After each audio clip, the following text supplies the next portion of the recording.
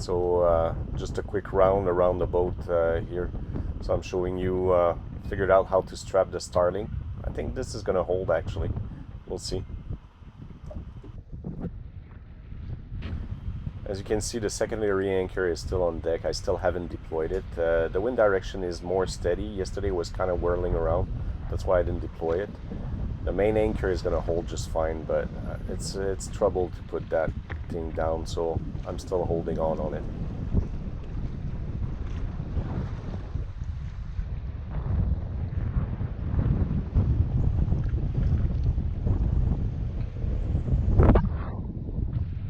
There was a lot more rain last night and also a lot more wind, so the boat was kind of swinging around. So eventually, if it swings too much, it's just more comfortable putting the second anchor in with the extra safety that it brings.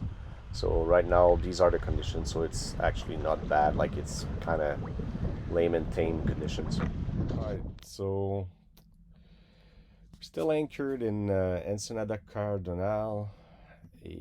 That's the big bay here, just in the islands north of La Paz. Spent the night yesterday. The wind started from a little bit from the west. It seemed like there was a storm cloud that just kind of messed up the pattern for a little bit. So of course I was worried because I mean the bay is wide open to the west. So, but I knew the wind would switch to the southeast like it's supposed to. So right now we have this southeasterly flow without a problem. But the forecast changed a little bit. Yesterday I was all happy to see that there was no tropical storm condition in my area, and now they're talking about Wednesday night with tropical storm condition expected. But right after that they're talking about southeast wind 30 to 35 knots with see 9 to 13 feet. That's not gonna affect me here because that swell is from the southeast to south, so I'll be well protected with the islands. And through Thursday, still tropical storm conditions are possible Thursday. So this is the updated sort of text forecast that NOAA has provided. Again, I strongly suggest that if ever you encounter conditions where you have to manage weather or a storm, that you go straight to NOAA's website. I know there's a lot of grid products and a lot of alternate model products available out there. I like going back to NOAA as they are the source of all these data, and I just feel like they do a better job of giving you granularity on this thing. With all the products that they have. So here's the forecasted time of arrival.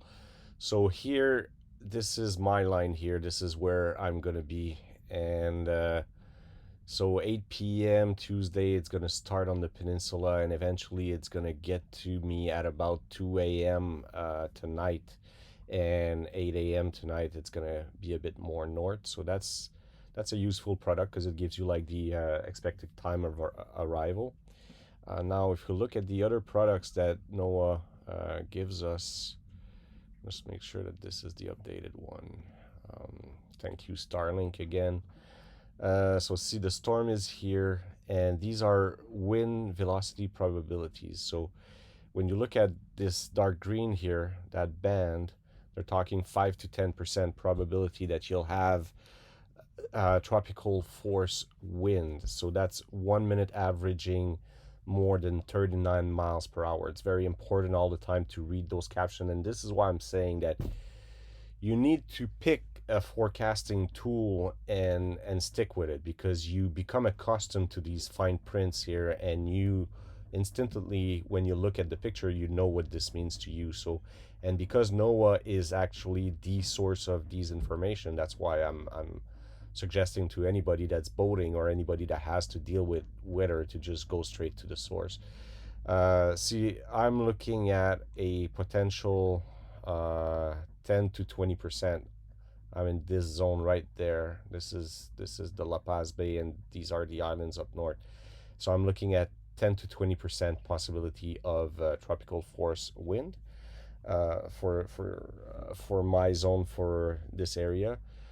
So I mean, 30 knots. 30 knots is not tropical force. So they're talking 39 miles per hour. So I guess 30 knots is tropical force, um, according to them.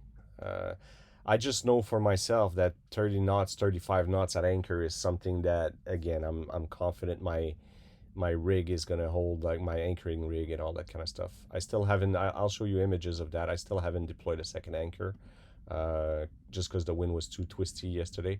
The wind is more stable now, so it might be worth it.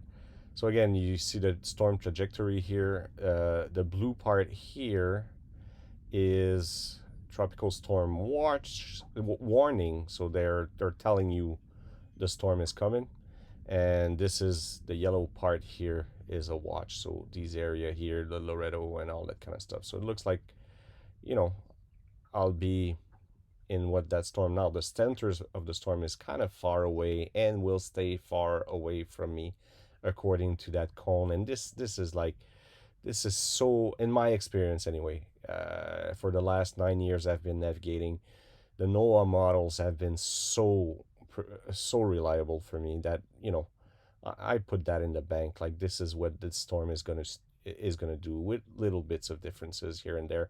Like, look at the area they're forecasting. Like, this they're saying like all of this is in play, and this is all the forecast they're doing.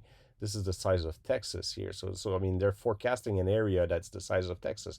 So if where you are there's a bit of an anomaly, you shouldn't be too worried or concerned about that. It doesn't mean the forecast is wrong. It just means like the area is so big and there's so much stuff happening at the same time. You should just be ready for whatever might come. Now, again, this is a perspective for the Mexican West Coast. If I would be talking about storm season or hurricane season on the East Coast and in the Caribbean, I'd be having a completely different attitude here, simply because these winds are completely different. And I'll show you that right here in the public advisory. So if we look at um, what they're talking about here, summary. So see, 85 miles per hour, 140 kilometers per hour wind. That's something. Like, that's just, actually, that's a big storm for this area. Like, I've rarely seen such high wind predictions for a storm. So see, but and when you read this, the center of Hurricane K was located, and they give you the exact place, and maximum sustained wind near 85 with higher gusts. Strengthening is forecast during the next 36 hours, and K could become a major hurricane during that time. Weakening forecast to begin by Thursday, but K is forecast to remain a strong hurricane when it passes near Baja California Peninsula. Hurricane force wind extends outward up to 30 miles from the center, and tropical storm force wind would extend 175 miles away from center. So this is important here, because as much as they say like it's going to come close to Baja California, and this is what I'm saying I love NOAA for, because you read all of this and then you get a clearer picture of exactly how this storm is going to affect you, and it's very important that you read the details of it. So when I look at that, and this details, so see, this is where the storm is going to affect me the most. And they're talking about tropical force wind extending 175 miles away. So I mean, this is Cabo, and this is about 175 miles. So I'm in play there with tropical force wind, and this is what we see in the text forecast here.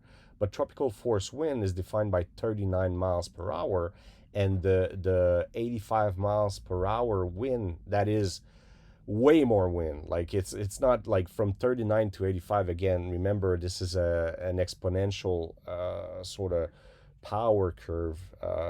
So 85 miles per hour wind are going to be found here, while I'm out here. The wind velocity is about half, because I'm away from the center of the storm. So this is what I'm seeing in the forecast now. So still no reason to panic. I'm well hooked up. The wind has proven to be from the right direction. There's no waves coming in the bay right now, and you'll see that on the images I I shot outside for you. There was a lot more rain and wind last night, but in the dark, the GoPro's just not catching it. So anyway, I'll keep updating you. It's going as forecasted as far as I'm concerned, and I have a strong amount of confidence that I'll have no problem here.